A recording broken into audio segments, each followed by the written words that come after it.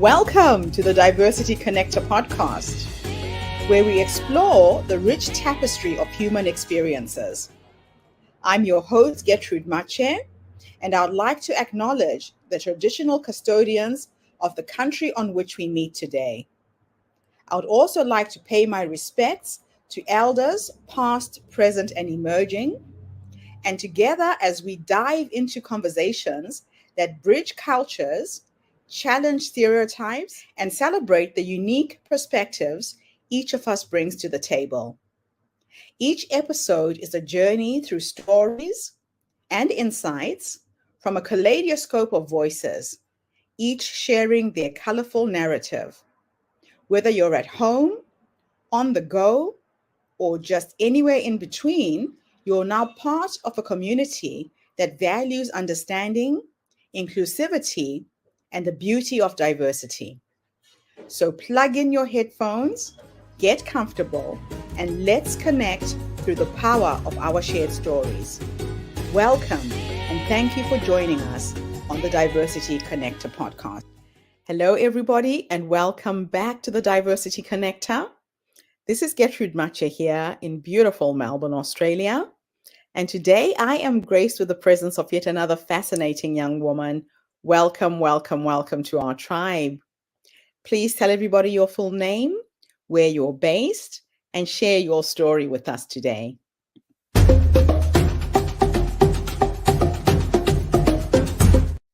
Hi, Gertrude. Thank you very much for the opportunity to share my story with you and your audience. I'll start by stating my full name. My name is Maryanne Oladapo. I'm based in Brisbane, and my current job is the grants coordinator for Multicultural Australia. So my role is to really develop funding strategies that drive social change, especially for our migrant communities, refugees, asylum seekers, and new arrivals to Australia. A little bit about me. I've always pretty much grown up in Brisbane, but I actually grew up in northern Queensland. And while I was growing up there, my mum used to work for a multicultural organisation, the Migrant Resource Centre in Townsville. And from a very early age, I was exposed to a variety of people from different backgrounds. I would spend my school holidays at my mum's work from time to time. And in the back of her office, she had this huge library of resources that just really opened my eyes to the diversity in our world. So there were things like books and dolls and musical instruments that, unbeknownst to me at the time, really primed my young brain to understand the complexities and the richness that's out there in the world. I then moved into, when I moved into high school, when I graduated high school, I went and did a business degree. I was really passionate about entrepreneurship. And then I ended up in the corporate sector. So I worked in the banking and finance field for a little while. But after a few years, I really wanted to use my business skills to solve bigger problems. So I was very interested in things like human rights, international security, international development, trade and investment. And I really wanted to, apply my skills to solving some of those issues. While I was studying my Masters of International Relations, I then had the opportunity to do some internships.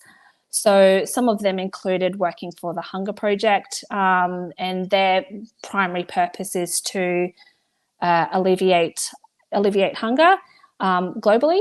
I then had the opportunity to work for the University of Sydney at their Centre for International Security Studies. So in that role, I was a research assistant looking at ways that we can use quantum computing to assist in foreign relations. And the other opportunity I had, which was really exciting, was to work for the United Nations Association of Australia. So I actually started off as an intern there before getting tapped on the shoulder to run their young professionals program. So a friend and I co-founded that chapter in Queensland. And we had the primary goal of educating young professionals on the United Nations Sustainable Development Goals and how they could leverage the framework to inform their decision-making processes and, importantly, make a change wherever they are. So that was a very rewarding time for me. I wasn't working for a lot of money, but it was very rewarding, and it made me realize that I was in the right field. After I finished my internships, I got the opportunity to work for the Australia Pacific Business Group. So they're actually a secretariat that promotes trade and investment between Australia and our Pacific neighbours. So I was dealing with the Australia and PNG Business Council, the Australia Fiji Business Council, and the Australia Pacific Islands Business Council. And that group runs the largest bilateral business forums between Australia and the Pacific region. And it was an incredibly eye-opening experience. I then got tapped on the shoulder to work at Brisbane City Council in their international relations team. And I was doing a bit of research there, primarily for their Asia Pacific Cities and Mayors Forum. So that brings together all of the city leaders and mayors in the Asia Pacific region to Brisbane for collaboration and knowledge exchange. From there, I then got tapped on the shoulder again by someone who said, I think you'd be really good for a grants role at Multicultural Australia. And it was a great opportunity because it gave me a real insight into the high level view of how program development, how programs are developed and how they're shaped and how they make an impact in the communities that we work with. So that's pretty much my work history and a bit about me. I'll wrap it up there. Wow, thank you so much. What a journey you've been on to get to the point you are now. But it sounds like everything you've done prior to this role has really led to the work you're doing now. So, what was the inspiration for you to pursue a career in social impact investing and grant management, and with a particular focus on diversity and inclusion? Yeah, so it wasn't actually a career that I had had my eyes set on. It kind of, I would say, it fell in my lap a little bit. It's a combination of my business background and my postgraduate degree in international relations, and it was this really beautiful marriage and merging of all of my skills that led to this opportunity. So I'm a big believer that you go through things for a particular reason, and whatever's meant for you comes your way. And I think it was that very much that scenario. Yeah. So social impacting investing was very important to me. I had only heard little glimpses about it here and there. I didn't actually know too much about social impact investing, but when I took on this role of the grants coordinator, I delved and I did a deep dive into this world of social impact investing and absolutely fell in love with it, because I think that businesses, in collaboration with the public sector, the private sector, other non-for-profit entities, they can have a real impact on the social side of things, the social outcomes of things. And I think that if I was going to be spending the bulk of my time at work, I wanted it to be something that was meaningful. And one of the things I absolutely love about my job is that although my work is helping clients indirectly, I have the opportunity to see what we do on the front line. So, for example, I went to an airport arrival last night, and we had some new arrivals from overseas that had just come to the country. And going through that process of going to the back of the airport, getting the security pass, meeting the clients as they arrive to a brand new country. They don't speak English yet. And then working with a translator for them to fill out their custom card. And then they leave the airport and you know that their life is just beginning. And there is just something so incredible about that experience. And so one of the things I love is that I can use those stories and those experiences to explain to funding bodies why it's important that they support the clients that we have. Wow. Yeah, that must be an experience when you get them fresh off the boat, so to speak. So, how do you define diversity and inclusion in the context of your work? And why is it important in social impact investing?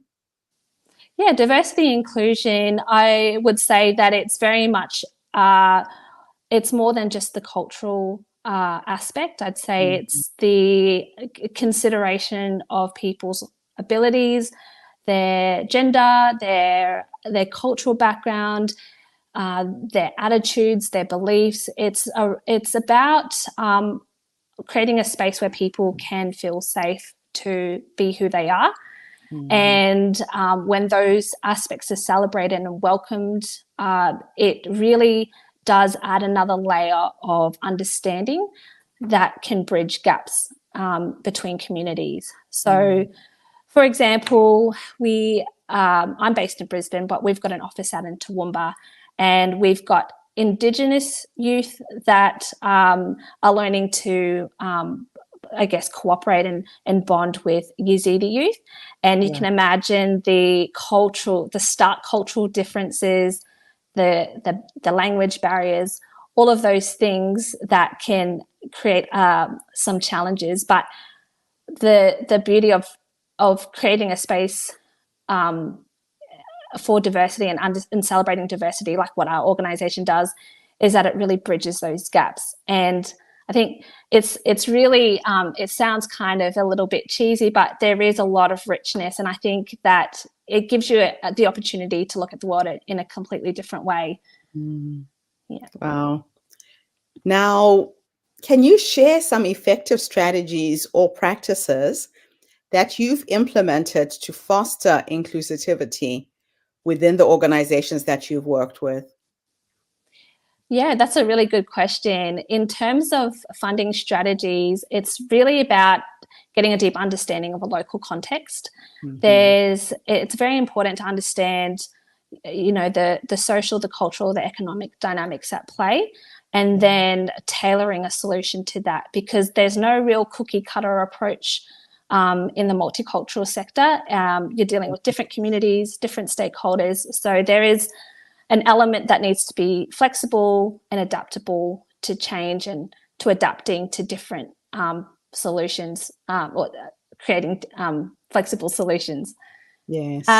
So in terms of inclusivity, I'm more on the recipient side of funds. I'm not so much a donor. So we really apply for grants that promote and really celebrate culturally and linguistically diverse communities.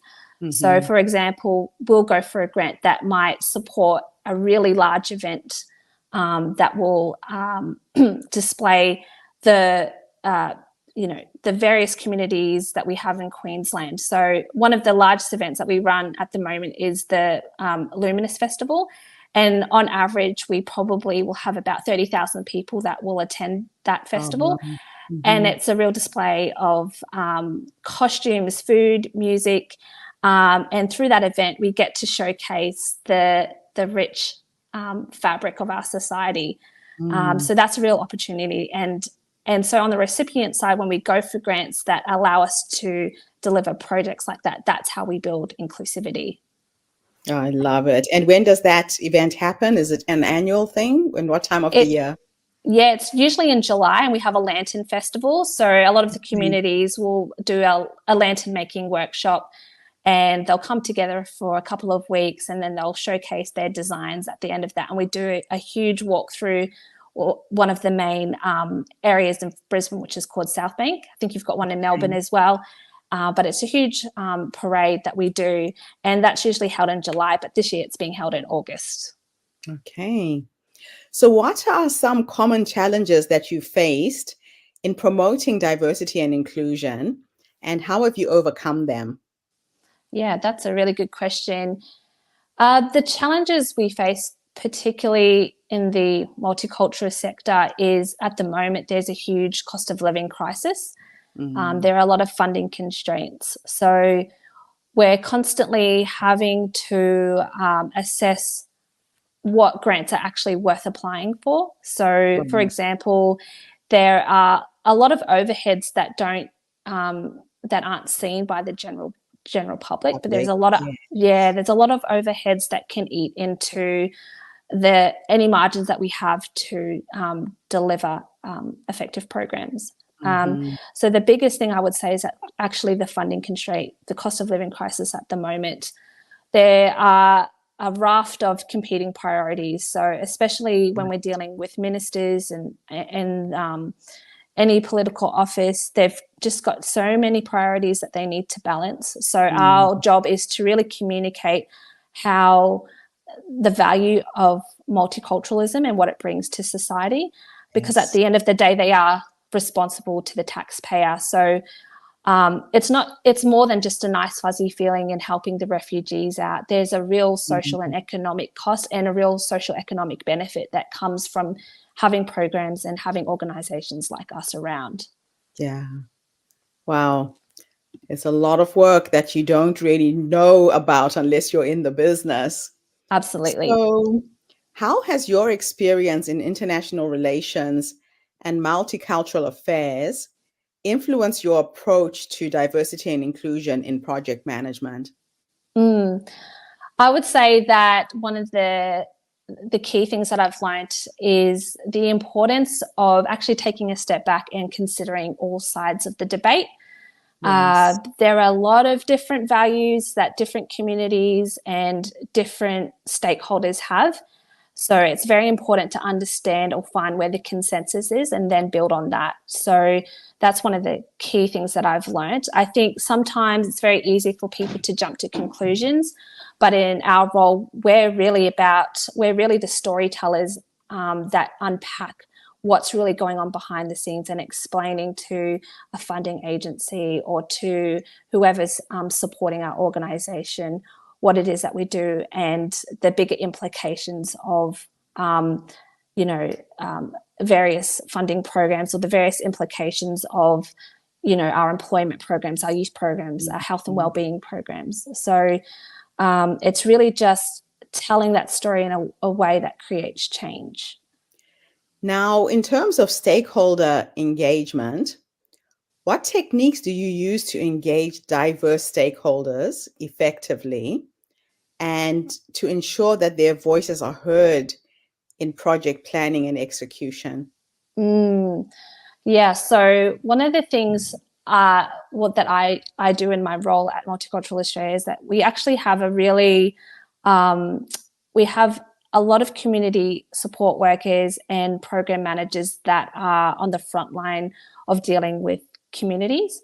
So their job is to actually meet with local community members, local community representatives, corporate supporters that we have, the government bodies that we meet with, and they're in constant communication to understand what the needs are, what the priorities are, and what the challenges are. We then have a research and advocacy manager who takes a lot of that data and is able to sort of develop case studies and interpret that information in a really effective way.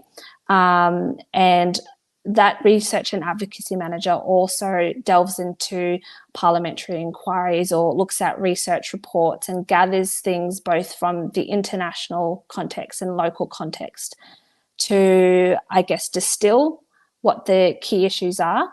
And then from that, they will then be able to craft some key messages that we can use in developing, I guess, responses to, say, a response criteria for a funding application. So, I'm not so much on the front line, but I work alongside program managers, the research advocacy manager, to take all of that content that they get from the field and then use that as part of our storytelling process.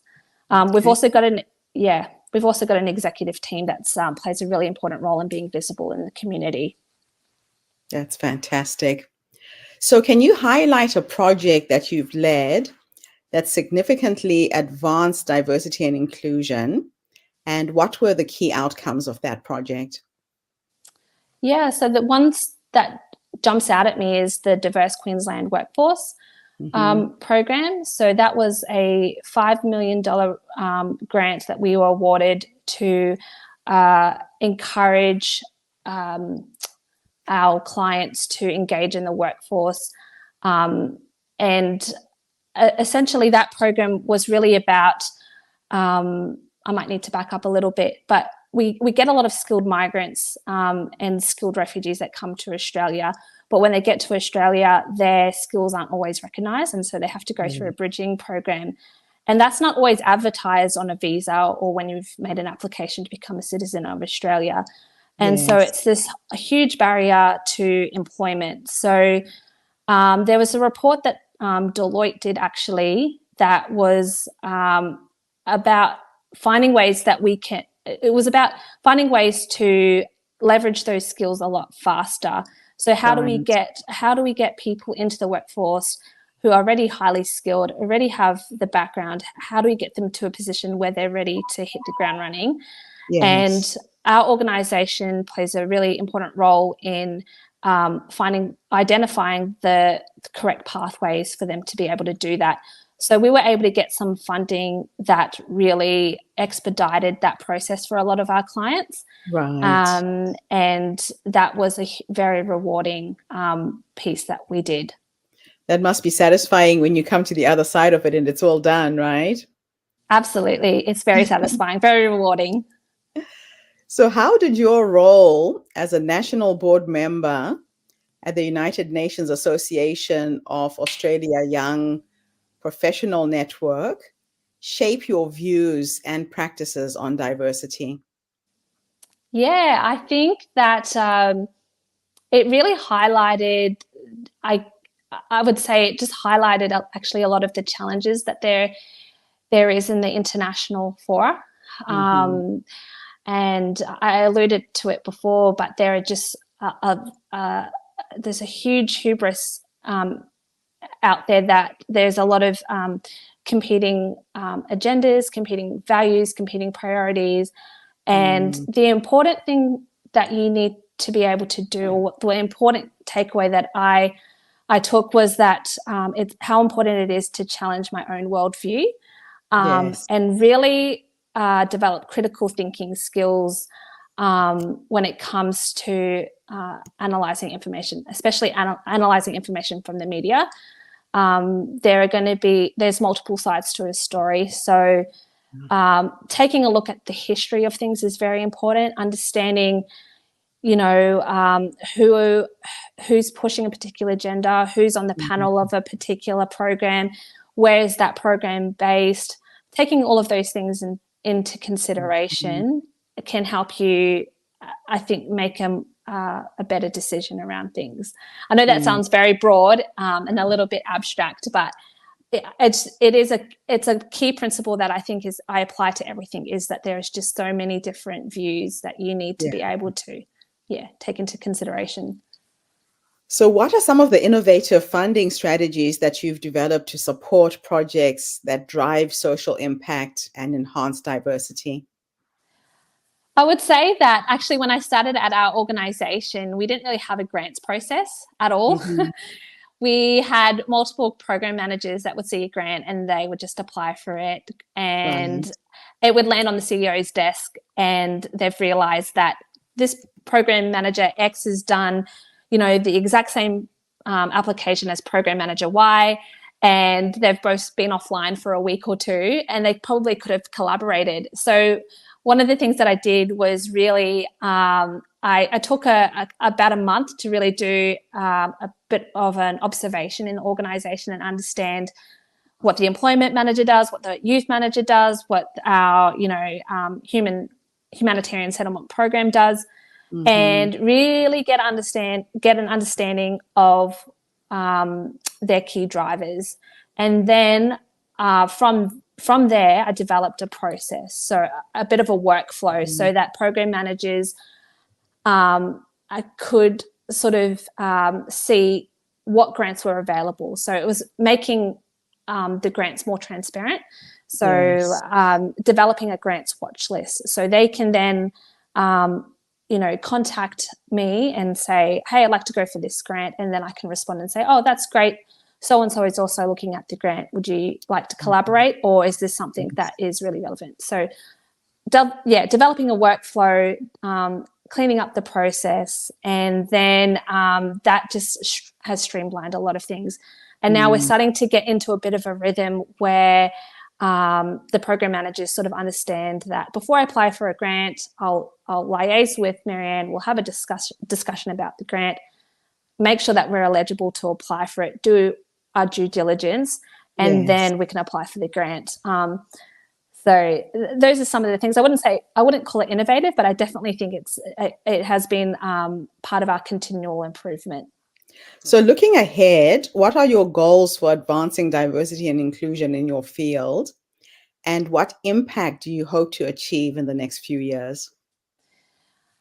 I think in terms of, just advancing it, it would be just to continue to upskill, continue to learn about this space. I love to attend webinars and conferences and learn about best practice.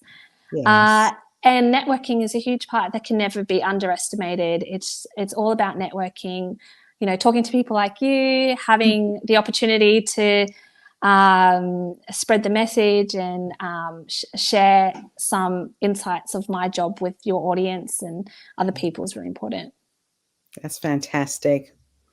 Now, just to go now to a personal level in terms of who you are, as a woman of color in Australia, what personal challenges have you encountered? Let's say when you were in school, now you're in the workplace, and how have you overcome them? Yeah, I would say that I'm of a mixed background. So my mother is Filipino and my dad's Australian. And I would say that I wouldn't say that I wouldn't say that I had huge challenges. It was more that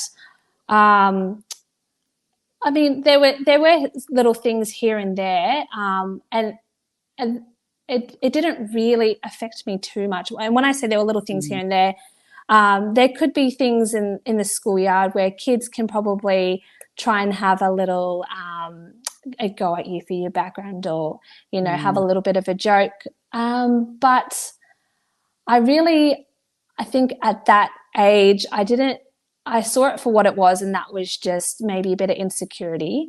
So it didn't really affect me too badly. And the older I got, the more I realized it was I love being of a mixed background. I think it gives me a different way of looking at the world. I think that I'm able to relate to a lot of different people, and I love that about myself. And I encourage anyone of a mixed race or a colored background to really just embrace who you are, because it really is a huge advantage. And when you let your light shine brightly, it's very hard for people to be upset at that, if that makes sense. I think my husband is Nigerian, so when we got together, there were challenges there. We had family members kind of questioning our union, but again, it was more about his character and how confident and happy he made me feel.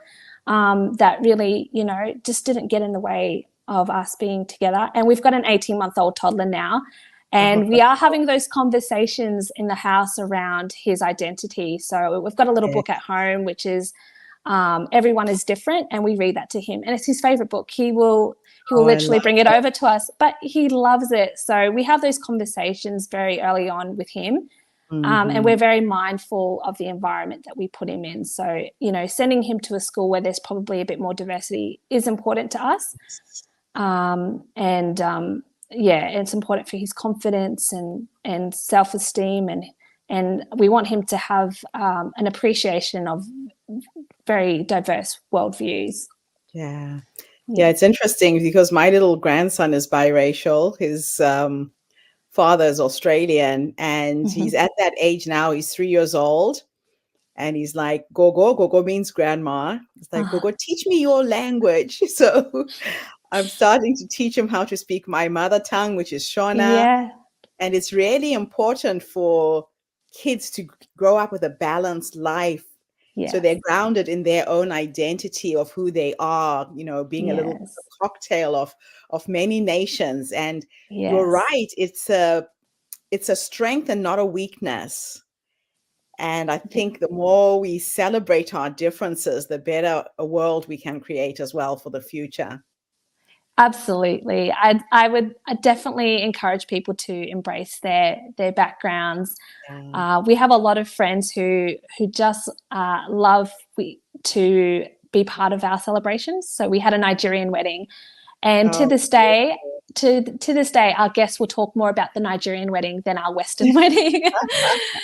They will come up and I say, "Oh, love your wedding, the Nigerian wedding was the best part of your wedding." it. That is so beautiful. Maryanne, thank you so much for coming online today and sharing your story with us. You're It's just welcome. absolutely fascinating when I have the privilege of working with somebody who's actually in the space, in the trenches, making a difference to make Australia a great place to live. So thank you for your work. Thank you so much, Gertrude. It's an absolute pleasure, and I hope to connect again soon. And thank you to everybody who tuned in today.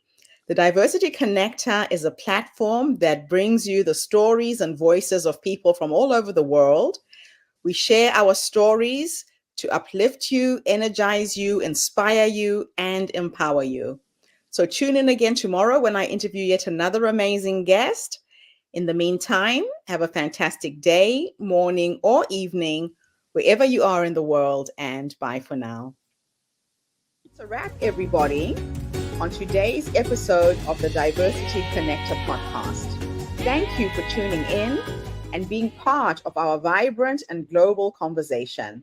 I'm your host, Gertrude Mache, and it's been an honor to share this space with you, where voices from all walks of life come together to weave a tapestry of diverse perspectives. Remember, every story you've heard today is a thread in the larger fabric of our shared humanity. So, as you step back into your world, carry these stories with you and let them inspire you to embrace and celebrate the rich diversity around us.